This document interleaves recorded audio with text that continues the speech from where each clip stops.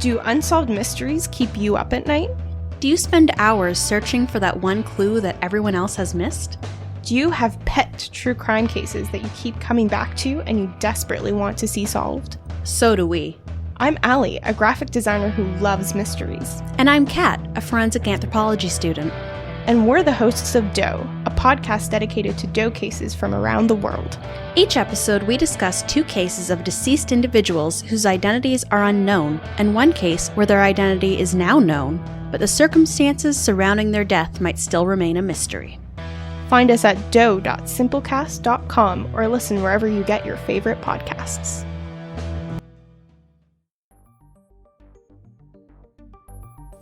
A young girl is brutally murdered while she babysits for a neighbor. Police narrow in on a suspect, but the pieces don't quite fit.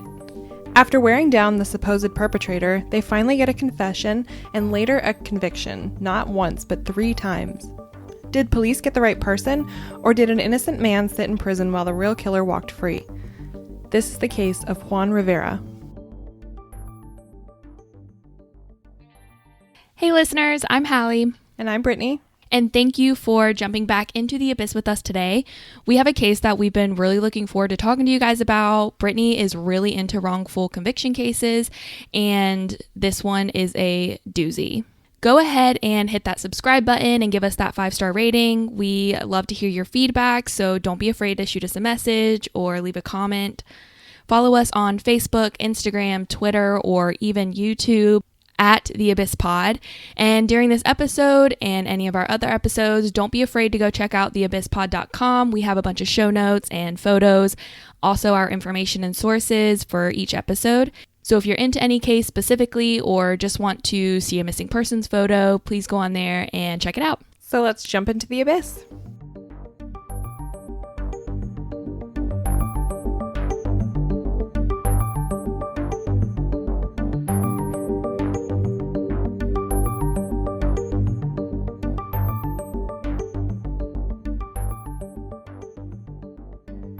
On August 17th, 1992, 11-year-old Holly Staker was babysitting for Dawn Engelbrecht, a neighbor.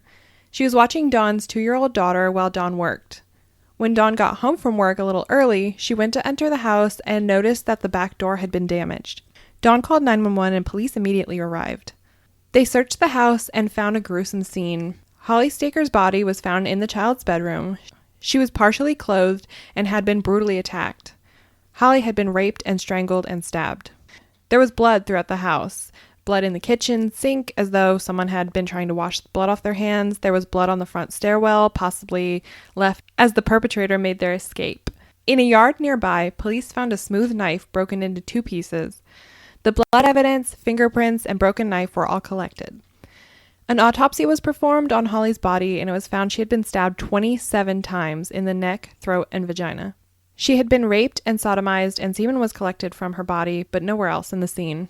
On September 29th, a little over a month after the murder of young Holly, an inmate told police that a man named Juan Rivera may have more information about the murder. Juan Rivera was a young man born on Halloween in 1972 in Puerto Rico.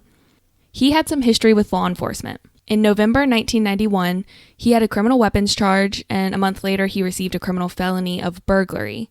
On January 30th, 1992, Juan was released on probation, but it didn't last too long since he was arrested again on June 30th for criminal felony burglary and then charged the following day. He was put on house arrest with an ankle bracelet at the end of July that same year. A month later, at the end of August, Juan was imprisoned while awaiting trial. All of the dates I just mentioned differ slightly around the internet as we were doing research, but they consistently are around the same dates. Also, Juan was on house arrest during the time of Holly Staker's murder. That is an important piece of information that is consistent upon all cases. On October 2nd, Juan was questioned by the police about what he may know and provided blood, fingerprints, and hair samples.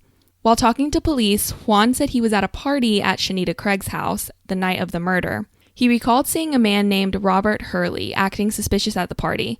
He was leaving multiple times and came back at one point out of breath and sweaty and scratched up.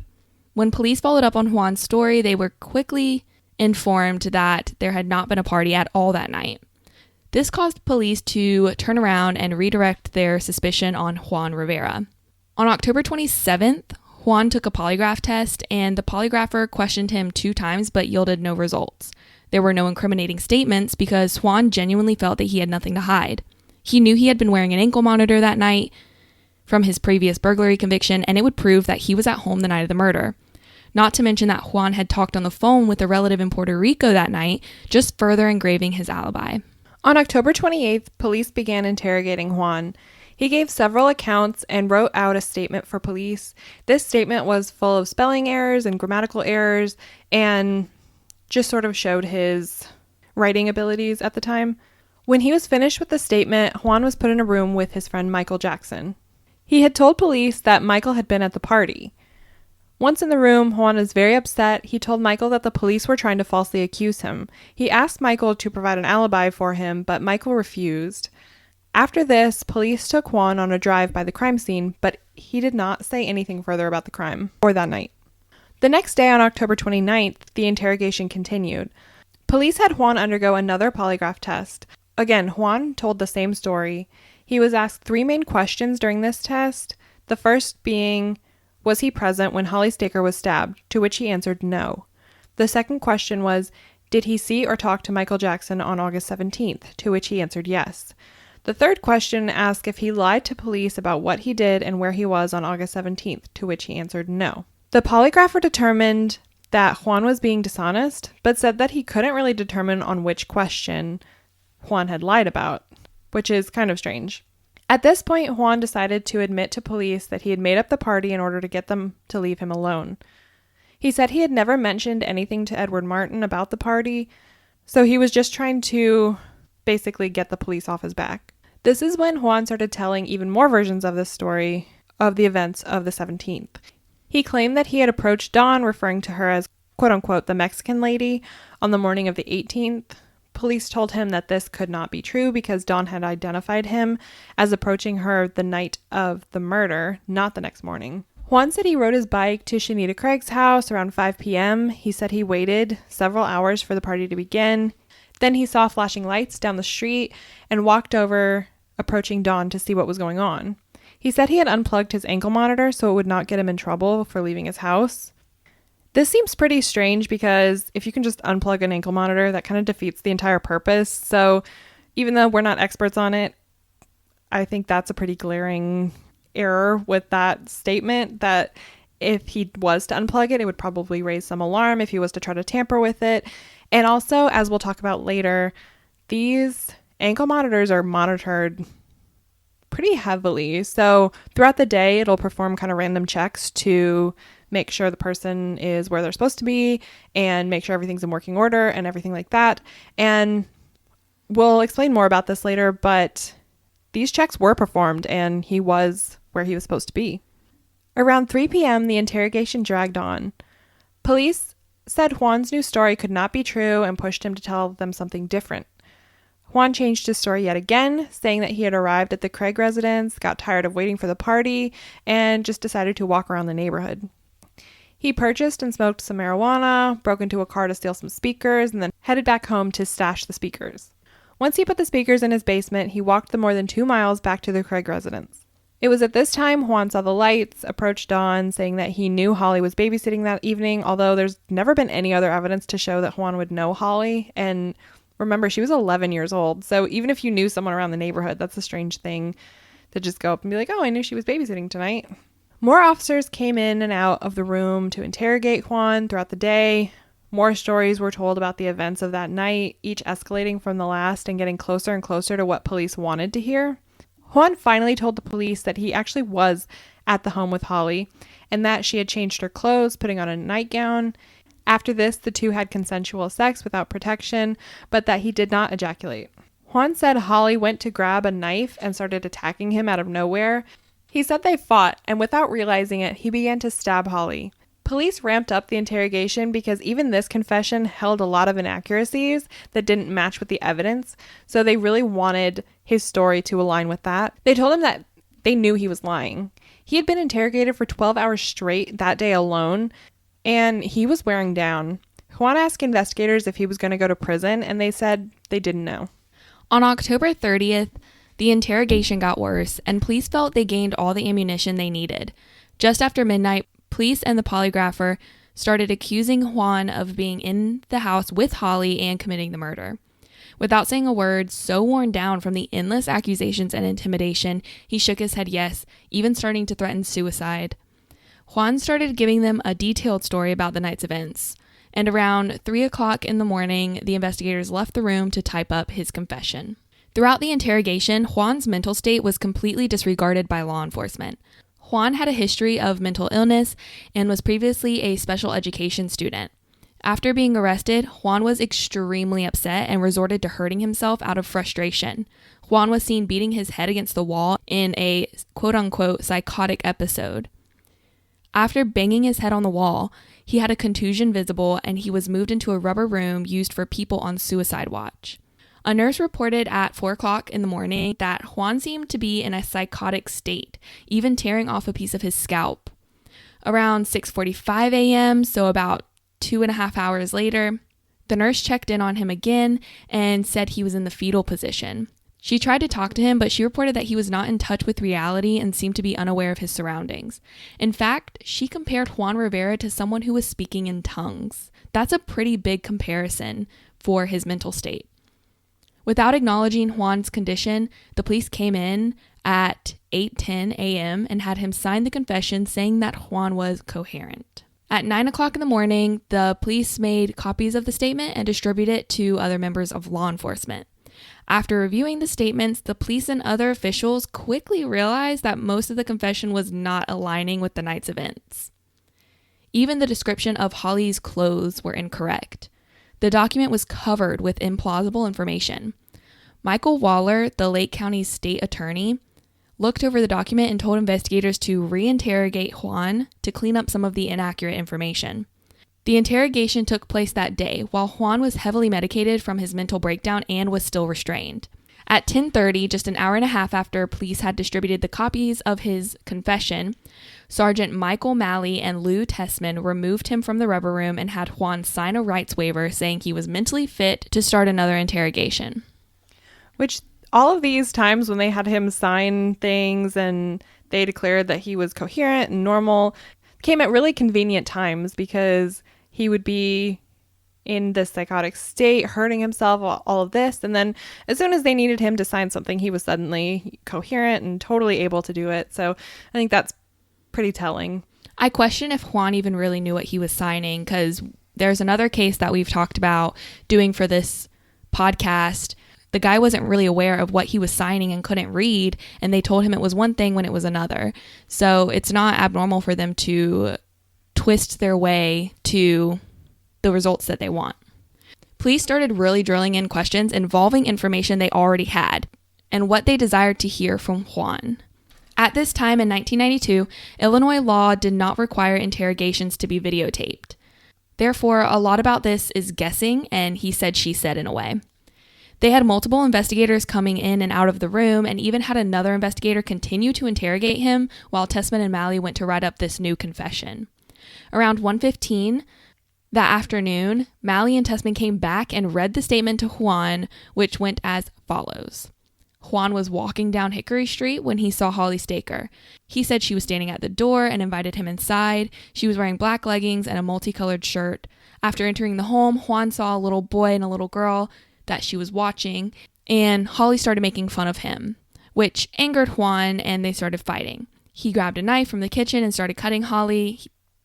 Juan then raped her vaginally and anally, but was unsure if he ejaculated. Which, side note, it's interesting how he is unsure if he ejaculated now compared to not ejaculating before, since it had to cooperate with the semen found with Holly.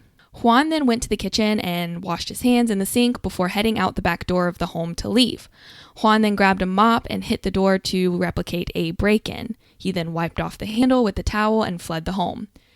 After reviewing this full confession and distributing the new statement, Juan Rivera was officially charged with the murder of Holly Staker. A few weeks after the arrest, police got a pair of shoes from an inmate that had been in the same center as Juan. He told law enforcement that Juan had traded him the shoes, but that they might be relevant in the case.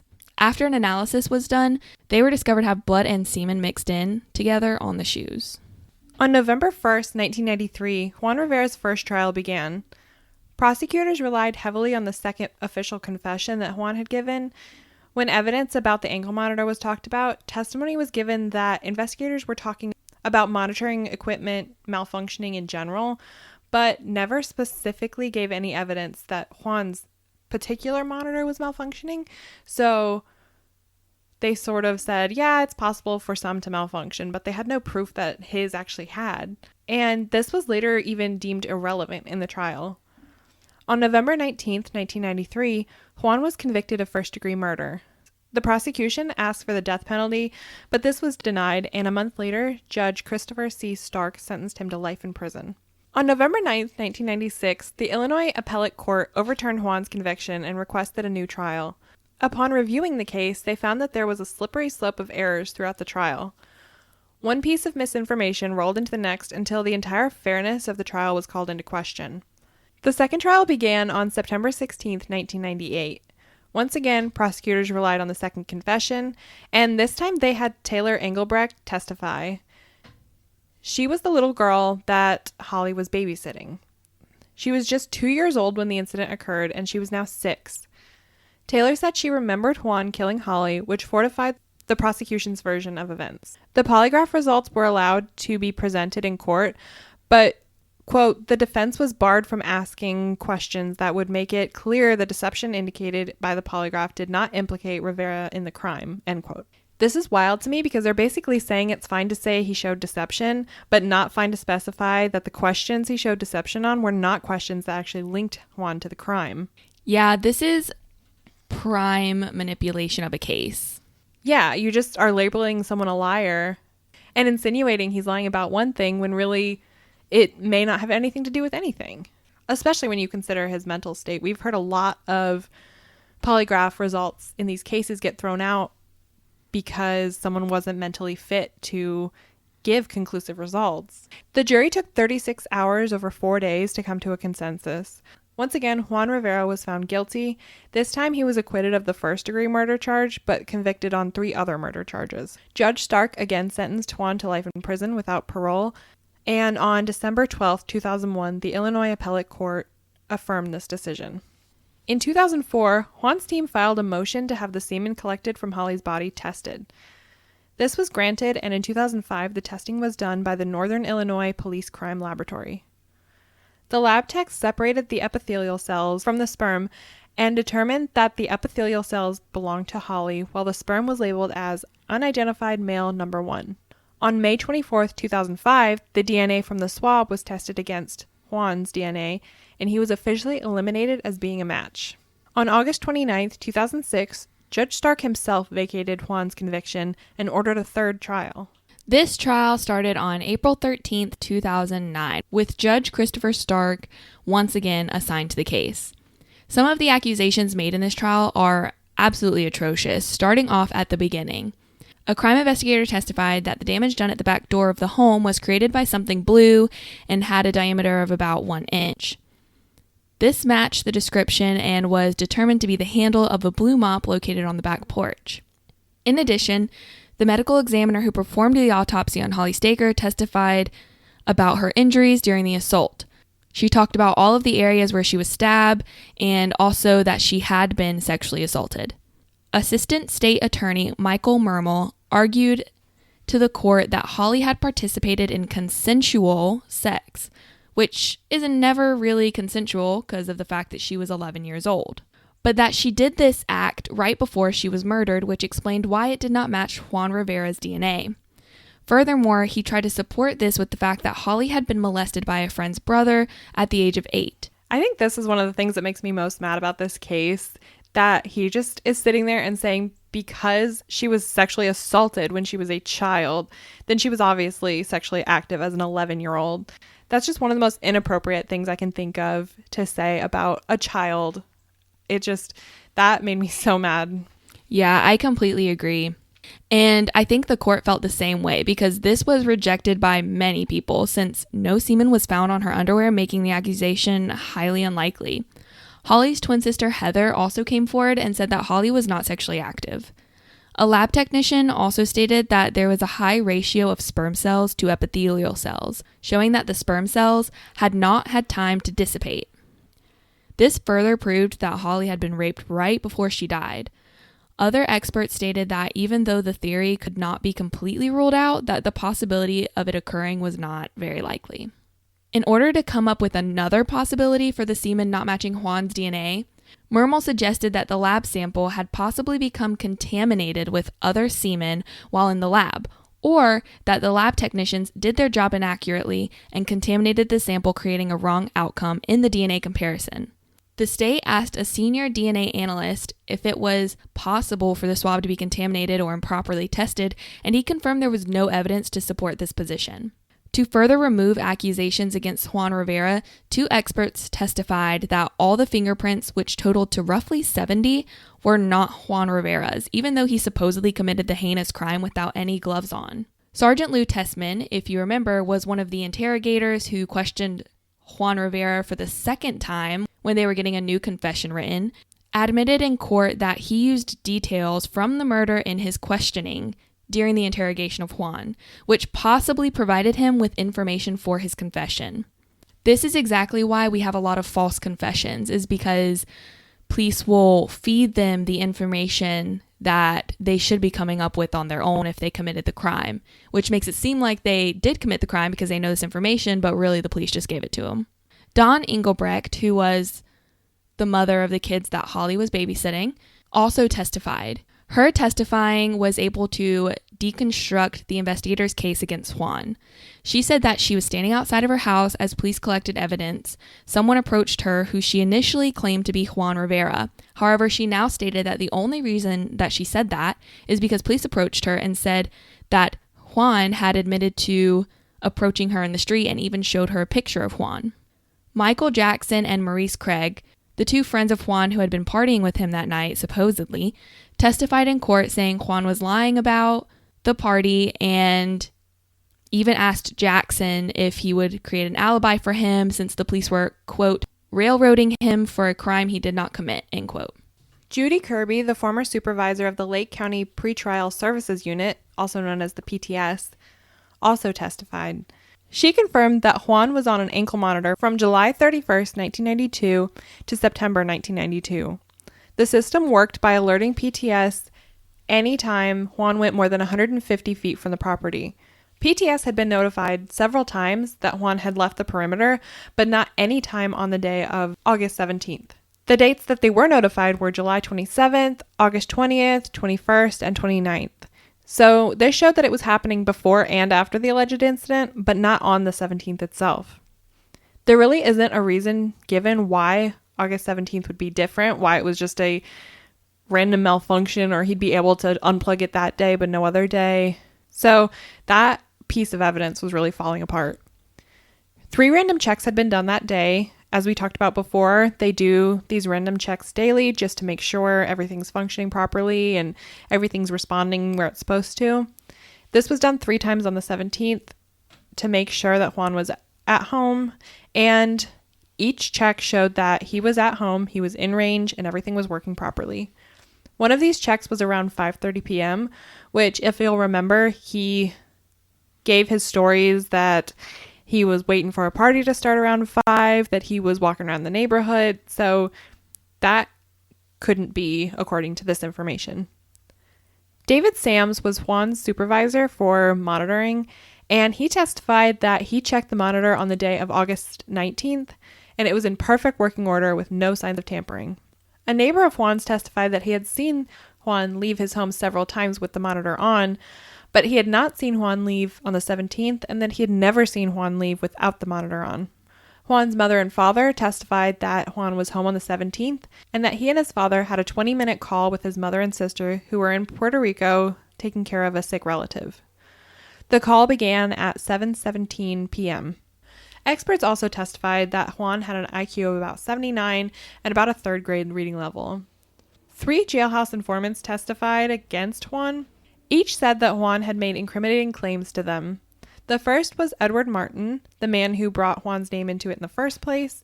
He testified what Juan had told him, Edward was serving time in prison for aggravated sexual assault of his stepdaughter. The second informant was Frank McDonald. Frank had since passed away, but his testimony from the first trial was admitted. He testified that Juan had admitted to murdering Holly. Frank had convictions of quote-unquote deceptive practices and several DUIs. He later admitted to trying to sell the story to the Chicago Tribune as well. The third informant was David Crespo. His testimony from the second trial was admitted.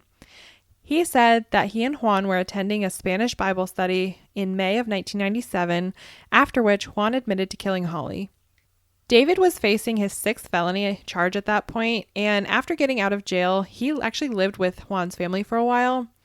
Conveniently, he only made these accusations against Juan when Juan's family asked David to leave because of his constant drug use. Juan's defense tried to poke holes in these statements, and they relied on DNA, the ankle monitor information, and lack of physical evidence, as well as Juan's mental state as evidence of his innocence. On May 8th, however, Juan Rivera was found guilty for murder for a third time. On June 25th, he was sentenced once again to life in prison.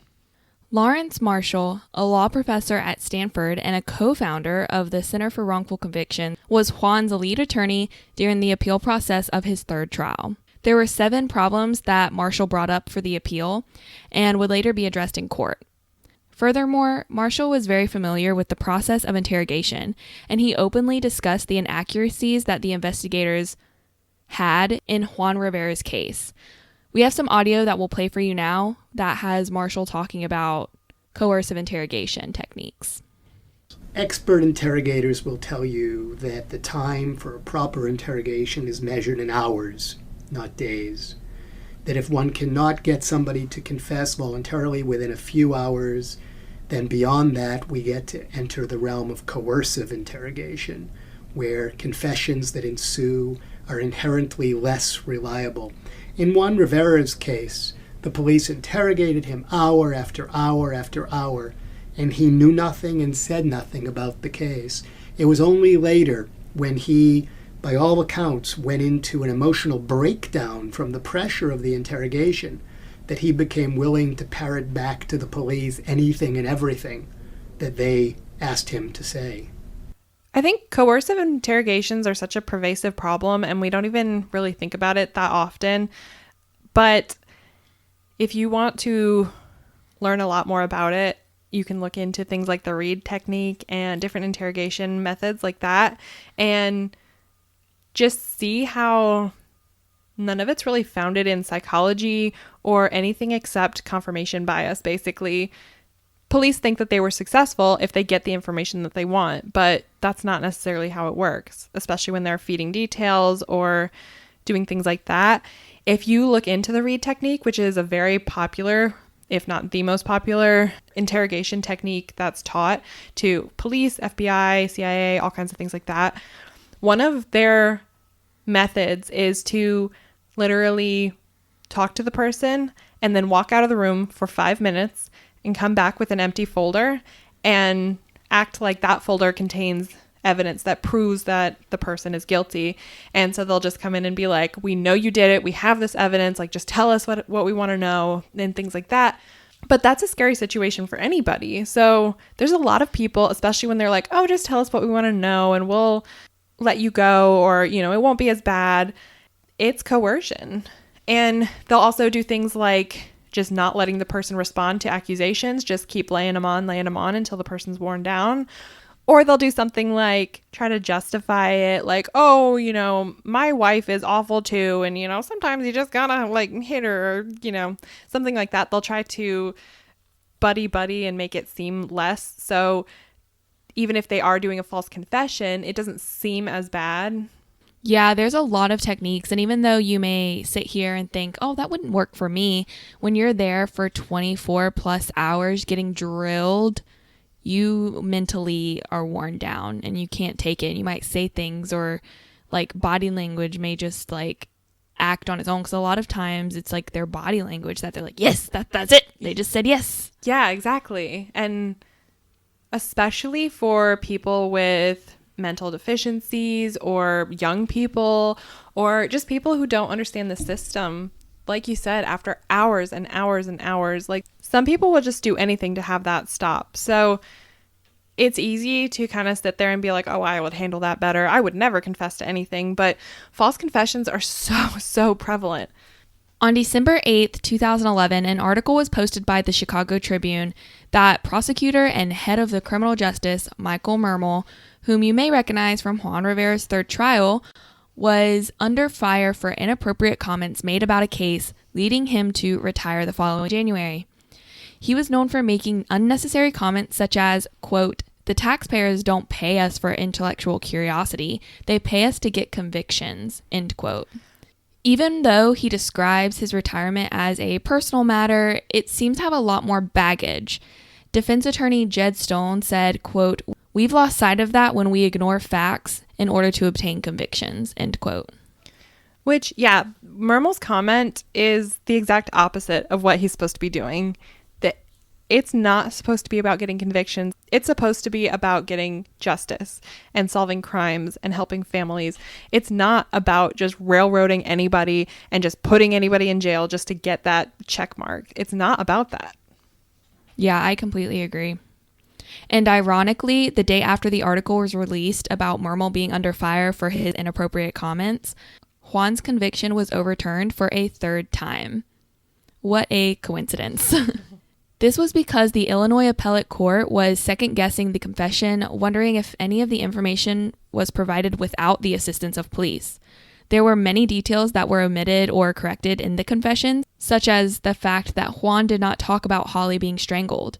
There was no comment about the blood on the front staircase when he supposedly was leaving out the back door. The fact that Juan had changed information about clothing. And the girl that Holly was babysitting was not in diapers like he had said. Those are just tapping the disaster of a confession on the head. To go on, Juan said that he burned his clothes in a dumpster, but there was no proof of this occurring in any way, shape, or form. Throughout all of the removed and corrected information in the confession, the police really grasped onto this one aspect. Even though Juan changed his story repeatedly, including the blue mop was indisputable evidence of Juan's confession. This was because investigators said they did not know about the mop until after Juan had told them about it. However, just like all the other evidence in this case, it was completely deceptive.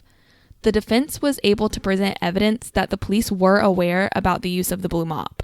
Both of the interrogators had attended briefings about it, as well as pointing out that Juan had said he did nothing to the back door in his initial confession.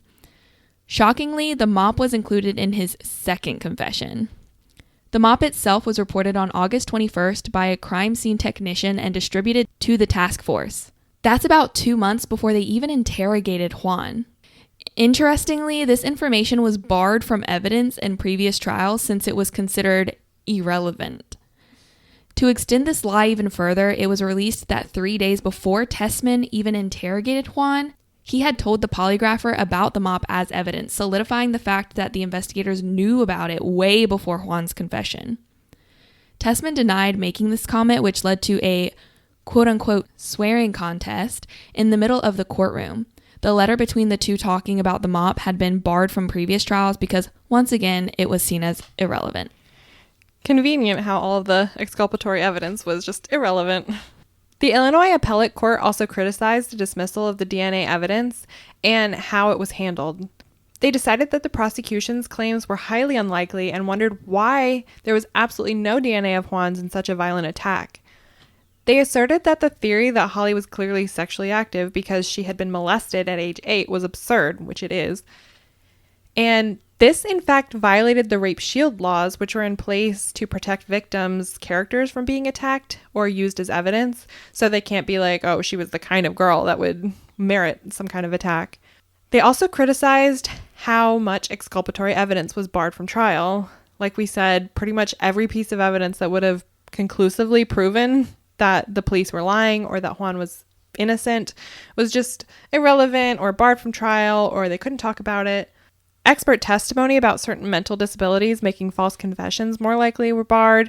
The questioning about the polygraph results were barred. Information pertaining to the blue mop was barred. So much evidence was just not allowed to be presented. So how could the jury possibly make a good decision? They have to be informed with the evidence to make the decision. The court found that not only should this conviction be vacated, but they also barred prosecutors from ever trying Juan Rivera again over this matter.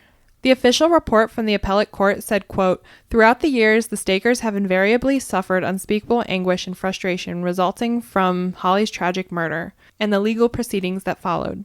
Juan Rivera, too, has suffered the nightmare of wrongful incarceration. Each time this matter was brought before the court, our duty was to examine the legal issues raised and the evidence that was presented at trial and to uphold the standard of reasonable doubt. The court did so each time. The court has done so again now." End quote. On January 6, 2012, after 20 years of incarceration, Juan Rivera was able to walk free. It's a long-awaited experience, to finally show my innocence. And I have this beautiful family to support me that never doubted me, always supported me, always believed in me, and encouraged me to always think positive and move forward. What did the other inmates say when you left, Juan? They were all elated. I was at work, believe it or not, before they came and told me that I was being released. And they all started crying, hugged me. Did you have doubts this day would come? Yeah, I had doubts, but I was always, as I told you before, optimistic that it will come soon. I just didn't know when, and today I was caught by surprise. Did you have dark moments? You talk about doubts, but did you have dark moments? No, I never had one dark moment. I had doubts as to when it would happen, but I never had a dark moment. Juan received a certificate of innocence and $213,600 from the state. On January 10th, 2012, Police Chief Dan Greathouse told the public that they were starting fresh with the Holly Staker case.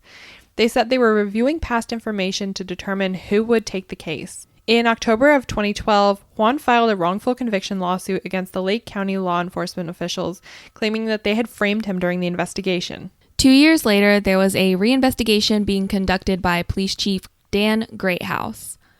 He informed Juan's attorney that in 1994, 2 years after the murder of Holly Staker, a neighbor was doing some yard work when they found a serrated knife. At the time of this discovery, Juan's attorney was never notified. In fact, police destroyed the evidence without conducting any DNA testing. Looking back at the first trial, prosecutors said that there was a straight-edge knife found at the crime scene, but it could not be tied to the murder specifically. Interestingly, the forensic expert said that the stab wounds came from a serrated knife rather than a straight-edged knife.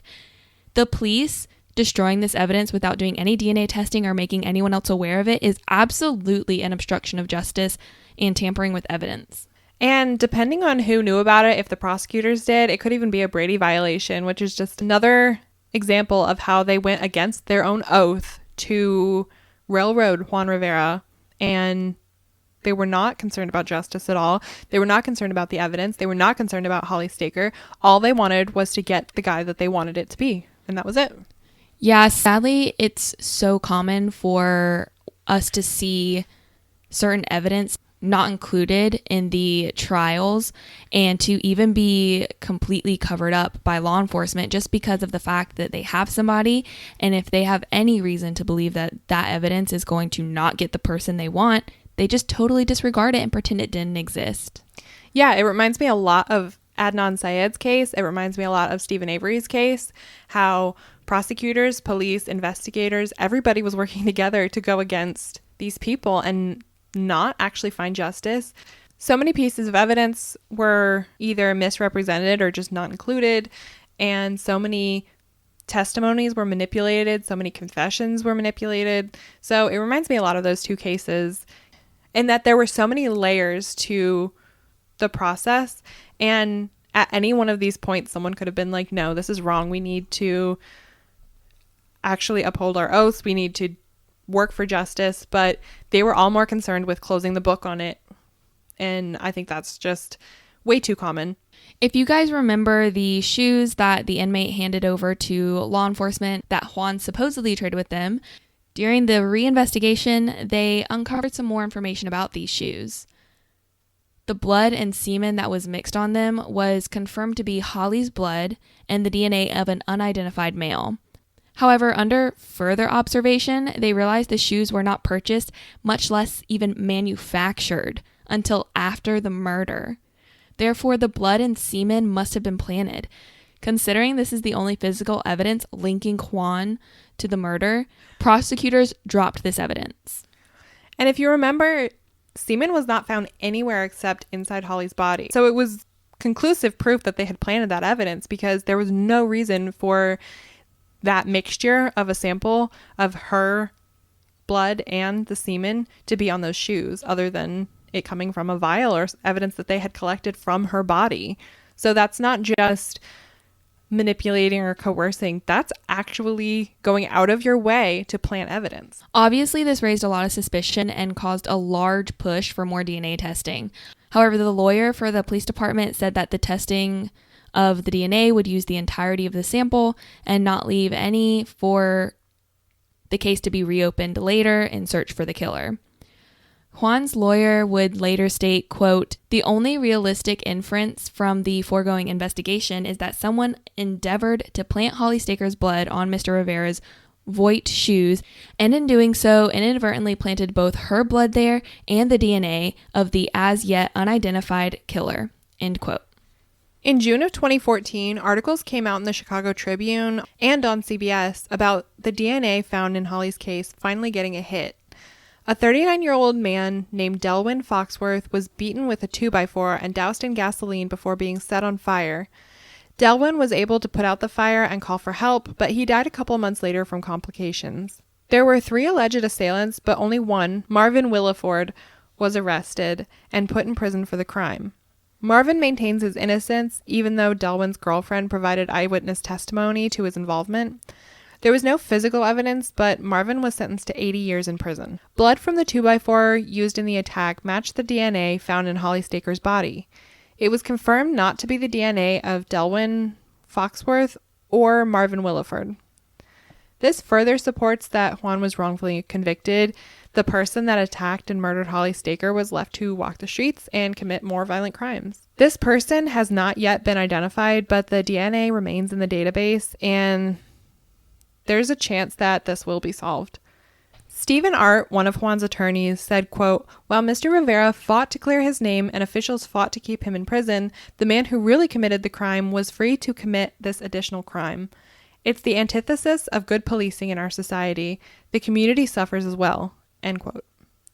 In March of 2015, Juan's lawsuit with Lake County was settled and he received $20 million. This was the largest settlement in Illinois history. Juan was married to a woman named Melissa for 12 years, but it ended in divorce. There was some conflict over whether the settlement money was marital property, and it was determined not to be, so Juan got to keep the money. Since his release from prison, he maintains a fairly strict routine. He keeps his home spotless and he pursues a vegan diet. He wakes up every morning around 5 a.m. to get ready for work. He admitted that it was difficult to find a job after being wrongfully convicted, as it is for many people in his position, but thankfully he had help from the Center for Wrongful Convictions. He regularly exercises in the afternoon for about 90 minutes, then plays basketball on Tuesday nights. Juan finds it strange to be noticed by people in good and bad ways. He recalls a time when a man came up to him and just hugged him while he was pumping gas. Yet another time, his acquaintance received a death threat just because of Juan Rivera's release. After spending so much time in prison, Juan is paranoid a lot, even referring to public spaces as unnerving. He finds himself checking what people are carrying, walking fast and checking behind him, and even being on edge when people approach him. He says that his anxiety has improved greatly since he first left, but it's still a challenge every day. Juan has a goal to attend Northwestern for accounting and business management. He sees where he is now compared to where he was, never knowing that so much change for the better could happen so quickly. So that kind of brings us to the end of Juan Rivera's case. This was definitely one I think we're both passionate about. There's just so much injustice in this one case from the people that are supposed to uphold justice and fight for victims. And it's just so frustrating when they try so hard. They put in the effort, but it's for the wrong thing. It goes against everything that they're supposed to do.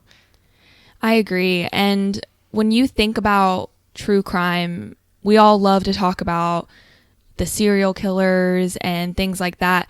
But I think it is just as important as a missing persons case to know about wrongful conviction cases, because these people need help just as much as the people who are missing.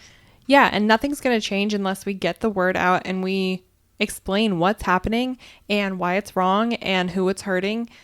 Like Stephen Art said, it hurts the community because these people are put in prison for something they didn't do. But the flip side of that is that the person who did do it is out there committing crimes. So it's not only bad for the person that's wrongfully convicted, the victim, their family, all of this stuff. It just is such a compounded effect because they're basically putting everyone in danger for their own selfish reasons. They focus on pride more than justice. And unfortunately, Juan Rivera's case is not unique. And it's not just the ones you hear about like Adnan and Stephen Avery, Brendan Dassey, and those kinds of cases are not the only ones. There's thousands of people out there in the same position that don't have that publicity. So it's really important to understand what's happening and who it's happening to and how we can fix it. So this happens across the entire country. The Innocence Project reports that 30% of DNA exonerations involve false confessions. Unfortunately, Illinois has a particularly bad rap for it. More than 30% of exonerations involving false confessions come from Chicago alone. So that's exonerations involving false confessions for the entire country. 30% of them come from one city in one state. Yeah, and part of that makes you start to wonder about the state's judicial system and how they may be carrying themselves or carrying out certain protocols and if they're really abiding by federal regulations as they should be. Yeah, so like we said, it's so important to be knowledgeable about this, to keep these people in your minds, and to really hold the justice system accountable. We can't do anything if we just don't know what's going on and just assume, oh, police are going to take care of it. Because even in cases where it's not malicious, like I think you can say in this case it was malicious. They manipulated evidence, they planted evidence, they coerced the confession.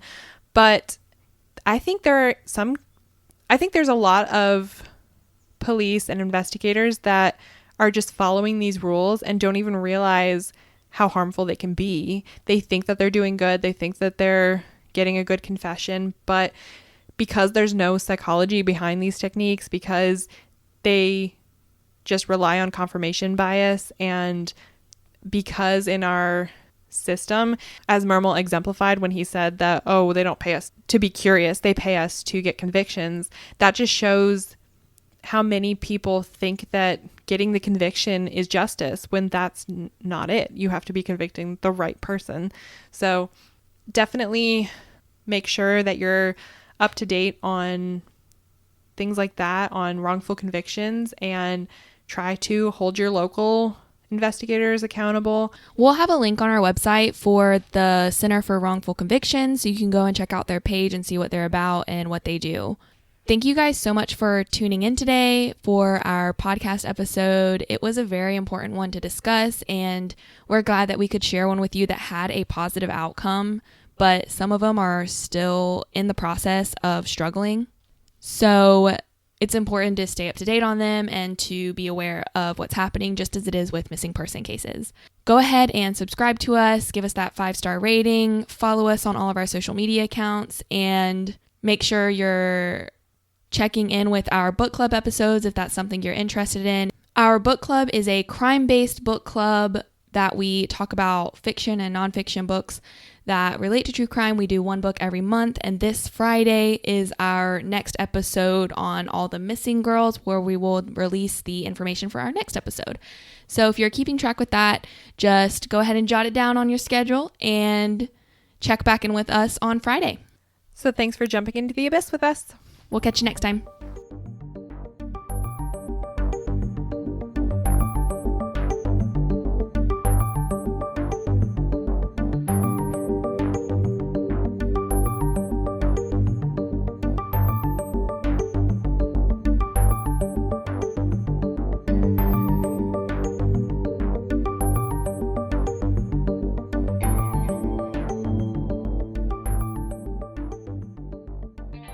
As the paper trader. paper trader. He traded them papers. He was put on horse arrest. Scratch that for whoever's editing this episode. Okay.